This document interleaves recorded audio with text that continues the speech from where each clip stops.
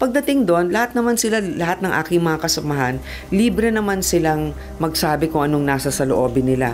In fact, to be honest with all of you, may mga nandoon, at alam naman ninyo kung sino, ang talaga nagsasabing, itaas natin yung budget ng OVP para maiba lang tayo. No? Maiba lang tayo sa version ng House. Sabi ko, marami tayong pinagkapareho at marami rin tayong pinagkaiba sa House.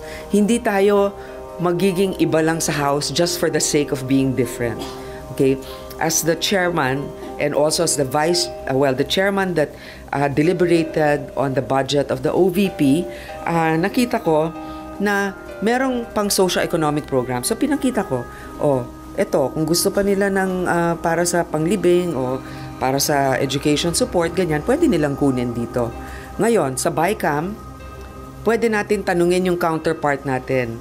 Anong justification ninyo? And even at the point from now until then, kung makakuha tayo, halimbawa ng formal request na hindi namin magagawa ito dahil kulang sa ganyan, tignan natin, banggain natin sa functions ng ng DSWD, ng DOH, ng DOLE, kung talagang walang mga programang ganon.